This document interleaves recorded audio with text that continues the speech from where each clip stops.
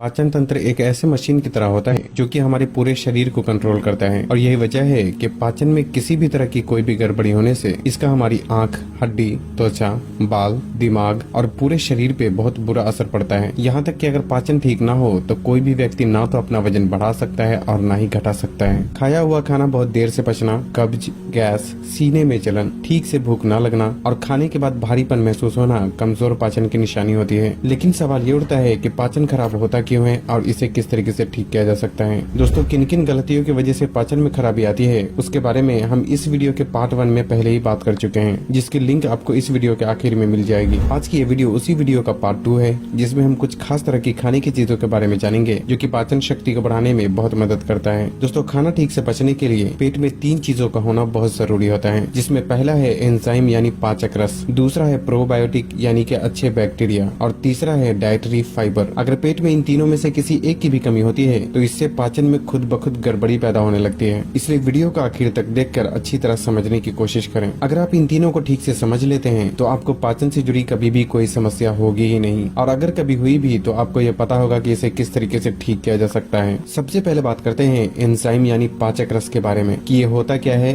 और कौन कौन सी चीजों को खाकर इसकी कमी को पूरा किया जा सकता है। दोस्तों, पाचक रस हमारे पेट में खाने को तोड़ने का काम करता है, इसलिए खाना जल्दी और आसानी से पचने के लिए पेट में पाचक रस की सही मात्रा का मौजूद होना भी बहुत जरूरी होता है। शायद आपने ध्यान ना दिया हो, लेकिन जब भी आप पाचन से जुड़ी समस्याओं के लिए डॉक्टर के पास जाते हैं तो अक्सर ही डॉक्टर जाइम के नाम से बोतल में एक दवाई देता है। दरअसल उस बोतल में एंजाइम यानी पाचक रस ही दवा के रूप में मौजूद होता है, लेकिन आमतौर पे हमारे शरीर में बिना दवाई के ही लगभग 3 तरह से पाचक रस की जरूरत प्राकृतिक रूप से ही पूरी हो जाती है, जिसपे हमें और आपको ध्यान देने की जरूरत है। पहले तो हमारे मुंह के अंदर जो लार होती है उसमें भी पाचक रस मौजूद होता है, इसलिए खाना जितना ज्यादा चबाकर खाते हैं उतनी ही ज्यादा मुंह की लार भी खाने के साथ पेट में पहुंचती है और उस लार में मौजूद पाचक रस खाने को आसानी से पचाने में मदद करता है। इसलिए खाना हमेशा ही अच्छी तरह चबाकर खाना चाहिए। आमतौर पे एक लुकमे को कम से कम 30 से 35 बार चबाना एक बेहतर तरीका माना जाता है। उसके बाद खाना पेट में जाने के बाद हमारा पेट भी पाचक रस प्रोड्यूस करता है, जिससे कि खाना को और भी अच्छी तरह तोड़ना आसान हो जाता है। लेकिन यहाँ समस्या ये है कि अक्सर ही लोग खाने के तुरंत बाद ही पानी पी लेते हैं और खाने के तुरंत बाद पानी पीने से पेट में पाचक रस की मात्रा ठीक से नहीं निकल पाती, जिससे कि पाचन में गड़बड़ी होने लगती है। इसलिए पानी हमेशा ही खाना खाने के कम से कम आधे घंटे बाद ही पीना चाहिए ताकि पेट में पाचक रस ठीक से निकल सके।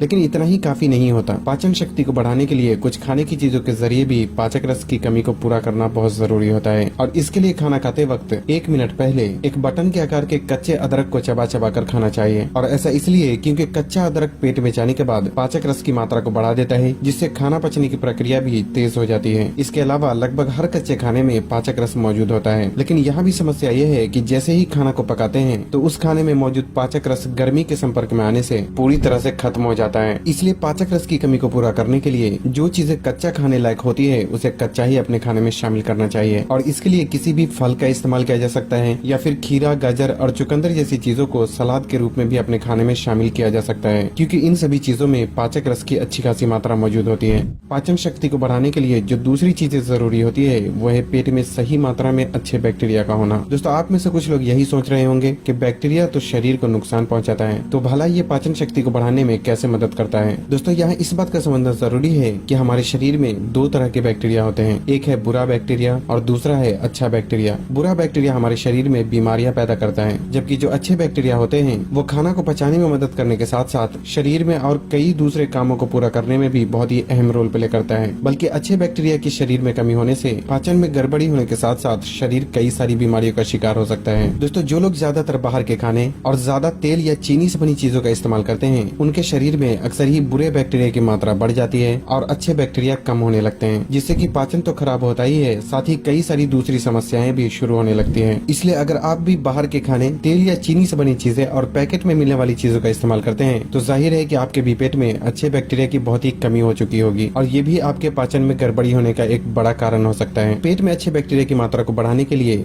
2 चीजों में से किसी एक का इस्तेमाल करना एक बहुत ही बेहतर ऑप्शन हो सकता है, जिसमें एक है दही और दूसरा है एप्पल साइडर विनेगर यानी कि सेब का सिरका। इन दोनों चीजों में अच्छे बैक्टीरिया बहुत ही अधिक मात्रा में मौजूद होते हैं, जो कि पाचन शक्ति को बढ़ाने में बहुत ही मदद करता है। अगर आप दही का इस्तेमाल करना चाहते हैं तो थोड़े से दही में 1 चुटकी जीरा पाउडर मिलाकर सुबह के नाश्ते या फिर दोपहर के खाने के साथ इस्तेमाल किया जा सकता है। और अगर आप एप्पल साइडर विनेगर का इस्तेमाल करना चाहते हैं तो इसके लिए 1 छोटा चम्मच एप्पल साइडर विनेगर 1 गिलास गुनगुने पानी के साथ सुबह खाली पेट इस्तेमाल किया जा सकता है, या नहीं तो सलाद में डालकर भी इसका इस्तेमाल किया जा सकता है। लेकिन ख्याल रखें कि एक दिन में ज्यादा से ज्यादा 2 छोटा चम्मच से अधिक एप्पल साइडर विनेगर आपको इस्तेमाल नहीं करना चाहिए। साथ ही कंपनी चाहे कोई भी हो, लेकिन आपको ऐसा एप्पल साइडर विनेगर खरीदना चाहिए जिसे फिल्टर नहीं किया गया हो। और इस तरह के एप्पल साइडर विनेगर की बोतल को हिलाने से उसमें कुछ टुकड़े तैरते हुए नजर आते हैं। इस तरह का एप्पल साइडर विनेगर आप ऑनलाइन भी खरीद सकते हैं, जिसकी लिंक आपको वीडियो के डिस्क्रिप्शन में मिल जाएगी।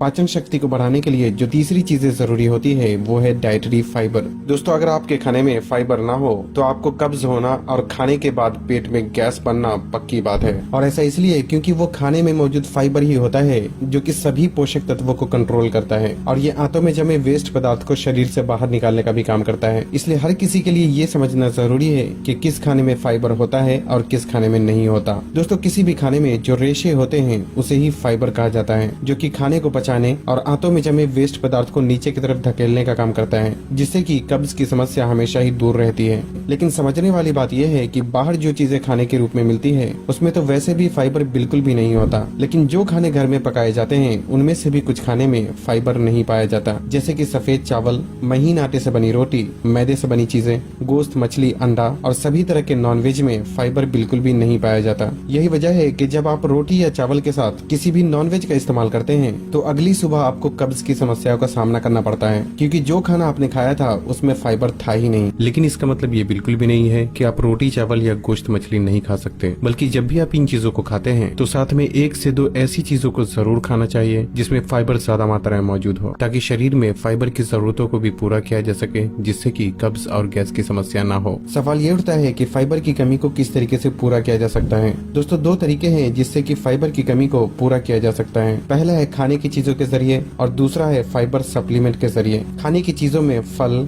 सभी तरह की सब्जी और होल ग्रेन फूड में फाइबर मौजूद होता है, खासकर सेब, अमरूद, भिंडी, गाजर, ब्रोकली, गोभी, टमाटर, छिलके वाली दाल, ब्राउन राइस, मटर और पालक जैसी सब्जियों में फाइबर की अच्छी खासी मात्रा मौजूद होती है। इसलिए बेहतर है कि सुबह की शुरुआत आप किसी फल से करें और उसके बाद आप जब भी खाना खाते हैं तो आपको अपने खाने में रोटी और चावल की मात्रा कम और सब्जी की मात्रा ज्यादा रखनी चाहिए, जिसमें आप सब्जी पकी हुई भी इस्तेमाल कर सकते हैं और खीरे, गाजर और चुकंदर जैसी सब्जियों को सलाद के रूप में भी खाने में शामिल किया जा सकता है। यहाँ तक कि अगर आप रोटी या चावल के साथ सिर्फ नॉनवेज का इस्तेमाल करते हैं तो अब से आपको अपनी ये आदत भी बदल लेनी चाहिए और साथ में कोई एक सब्जी और सलाद को भी शामिल जरूर करना चाहिए, ताकि आपको कब्ज और गैस की समस्या ना हो। क्योंकि आपके खाने में सब्जी की मात्रा जितनी ज्यादा होगी, कब्ज और गैस की समस्या भी आपसे उतनी ही दूर रहेगी। लेकिन एक बात तो मुझे भी पता है कि अभी के लाइफ स्टाइल के हिसाब से हर वक्त के खाने में सही मात्रा में सब्जी का इस्तेमाल कर पाना हर किसी के लिए मुमकिन नहीं है। इसलिए जब भी आपको लगे कि जितनी सब्जी आपको खाना चाहिए उतनी आप नहीं खा रहे, तो ऐसे में फाइबर सप्लीमेंट का भी इस्तेमाल किया जा सकता है और इसके लिए इसबगोल की भूसी का इस्तेमाल करना एक बहुत ही बेहतर ऑप्शन हो सकता है, क्योंकि इसबगोल एक फाइबर सप्लीमेंट होता है जो कि सब्जी कम खाने की वजह से जो फाइबर की कमी होती है उसे कुछ हद तक ये पूरा कर देता है। इसे इस्तेमाल करने का तरीका ये है कि 1 छोटा चम्मच इसबगोल की भूसी 1 गिलास पानी में डालकर 5 से 10 मिनट के लिए छोड़ दें और जब ये पूरी तरह फूल जाए तो उसे किसी भी वक्त के खाने के 10 से 15 मिनट बाद इस्तेमाल किया जा सकता है। लेकिन खासकर रात के खाने के बाद आपको इसका इस्तेमाल जरूर करना चाहिए, ताकि आपको कब्ज की समस्या ना हो। लेकिन यहाँ इस बात का भी ख्याल रखना जरूरी है